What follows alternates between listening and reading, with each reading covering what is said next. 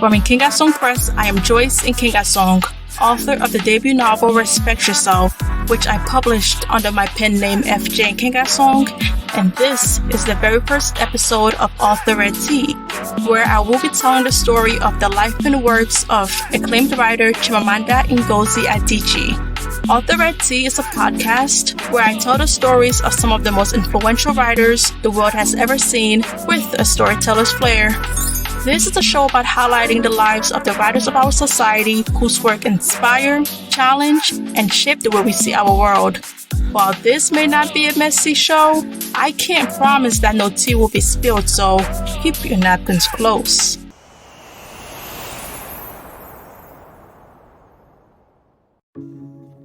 The location is Houston, United Kingdom, and it's November 2012.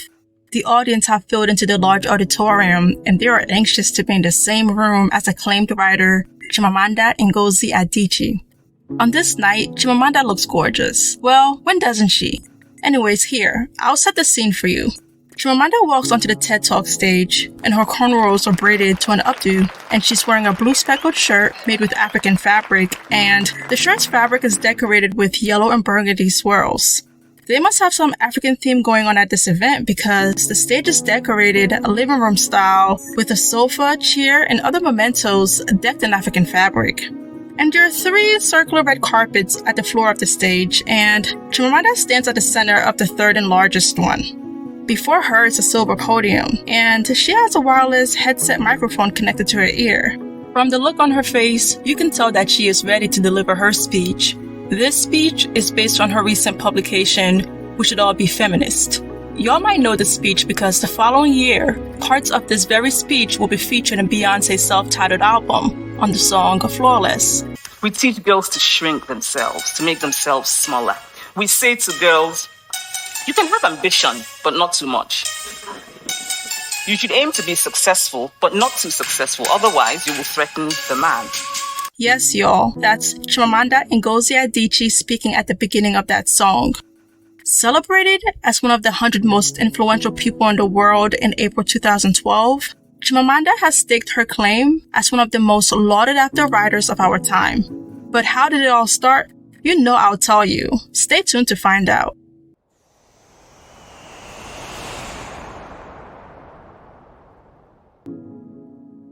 It's September 1977 in Enugu, Nigeria.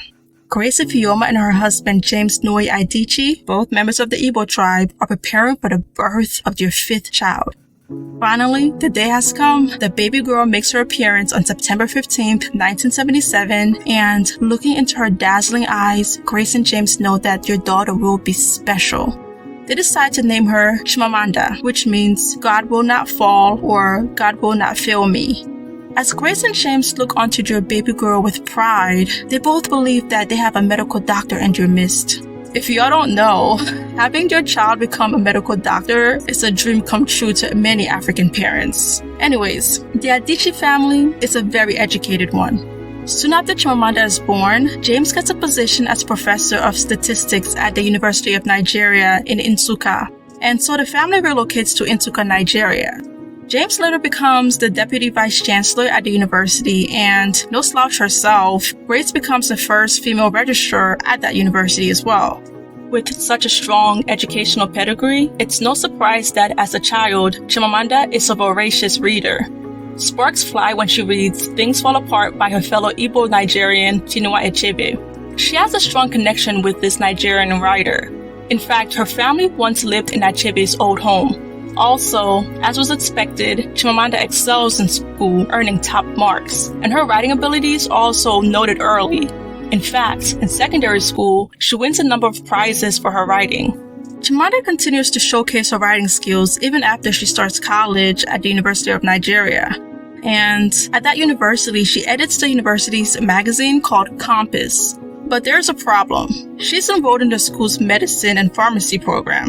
I'm not saying I was there, but her decision to pursue pharmacy and medicine has Grace and Jim's name all over it. So, what does she do? She applies for a creative writing program in the United States. After all, her sister Ijeoma lives in the United States, Connecticut specifically, and Ijeoma is a medical doctor. When Chimamanda gets admitted to study communications at Drexel University in Philadelphia, Pennsylvania, she leaves Nigeria behind, and she's only 19 years old when she travels to the United States. After 2 years at Drexel University, Chimamanda transfers to Eastern Connecticut State University to be closer to her sister Ijeoma. At Eastern, Chimamanda pursues a degree in communications and political science. Very on brand for her, she also writes articles for the university's journal, and the journal is called the Campus Lantern. In 2001, Chimamanda graduates summa cum laude from Eastern, and subsequently she earns a master's degree in creative writing from Johns Hopkins University in Baltimore, Maryland, and she earns this degree in 2003. Later, the Ivies come calling, and Chimamanda attends Yale University, where she studies African history. She obtains a Master's of Arts degree from Yale in 2008. Now, let's get into her writing career. During her university days, schoolwork was not the only thing on Chimamanda's mind. In fact, in her senior year at Eastern, she began writing her first novel, Purple Hibiscus, which she published in October 2003. The novel is set in Nigeria, and it tells a coming-of-age story of 15-year-old Kambali who, despite having a privileged upbringing, is stifled by the control of her overbearing father who runs their home with an iron fist. Kambali begins to find her voice when, during a military coup, she and her brother Jaja are sent to live with their aunt, a university professor. This novel earned Chimamanda the Commonwealth's Prize for Best First Book in 2005. As someone who was once a teenage girl fighting to find her voice, I must say that I loved reading Purple Hibiscus, and I highly recommend it to any young girl. Chimamanda's second novel, Half of a Yellow Sun, was published in September 2006. Some have referred to this novel as a historical fiction masterpiece. This novel takes place in 1960s Nigeria, and it documents the time just prior to and during the Biafran War that took place in Nigeria. And the main characters are Ugwu, an Igbo village boy. For those of you who don't know what a village boy is, it's basically an African term used to refer to someone who's from the countryside or someone who is not sophisticated. Anyways, Ugwu goes to Nsukka to work for Adenigo, a university professor. Odenigo has a beautiful mistress, Olana, who is the twin sister of the headstrong Kainene, and another character in the novel is Richard, and he's a British gentleman who is captivated by Kainene. And the novel portrays the effect that the Biafran War has on these characters. Chimamanda's third novel, Americana, was published in May of 2013. And this novel is the first novel of hers that I read, and it's also the novel that first inspired me to want to become an author. In Americana, Chimamanda tells the story of Ifemelu who leaves military-ruled Nigeria to study in the United States, while her childhood sweetheart Obinze leaves Nigeria to live undocumented in London. A string of circumstances lead them back to Nigeria 15 years later, but Obinze is now married, which creates an obstacle to them possibly getting back together. Americana was selected by the New York Times as one of the 10 best books of 2013. Outside of her novels, Chimamanda has also published books of short stories, notably The Thing Around Your Neck, which was published in 2009, We Should All Be Feminists, published in 2014, and Dear Ijewale, published in 2017. They have all been well received, and unsurprisingly, they've been bestsellers. A common theme I noticed in her novels is that each book includes some elements of civil unrest in Nigeria. From the coup in Purple Hibiscus, the Biafran War in Half of a Yellow Sun. In Americana, Ifemelu and Obinze having to leave Nigeria when it becomes under military rule. I will credit these additions to her trying to incorporate parts of the history lessons she learned at Yale, where she received her Master's of Arts degree in African history. Notably, in 2008, Chimamanda was the recipient of the MacArthur Fellowship in the focus areas of fiction and nonfiction.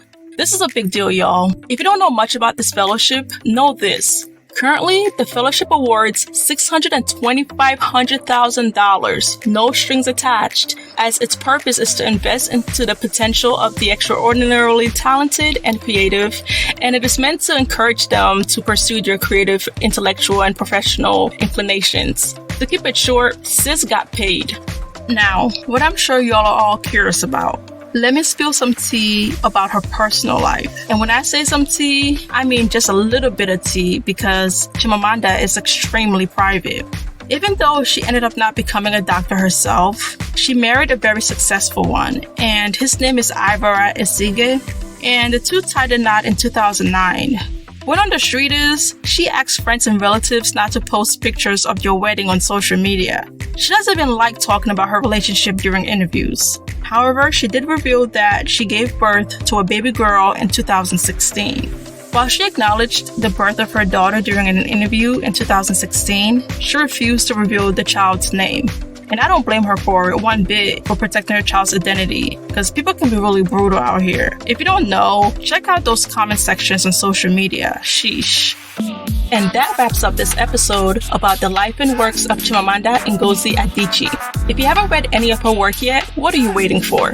I believe Chimamanda is a phenomenal writer, and she has taught me a lot about the importance of valiantly following my own passion and not allowing anyone else to paint the picture of the life I should live. Thank you for listening to this episode of Off the Red Tea. If you like the show, please follow our podcast wherever you're listening. For all things Off the Red Tea, please visit our website, nkengasongpress.com. That's nkengasongpress.com, nkengasongpress.com, and click on the podcast tab. You can also click on the YouTube icon on our website if you would like to watch the video version of this podcast. Until next time, please take care of yourself and those around you. This was the very first episode of Off the Red Tea, telling the story, the life and works of Chimamanda Ngozi Adichie. We used many sources when researching for this episode, notably Chimamanda.com, Britannica.com, BuzzNigeria.com, and Times.com.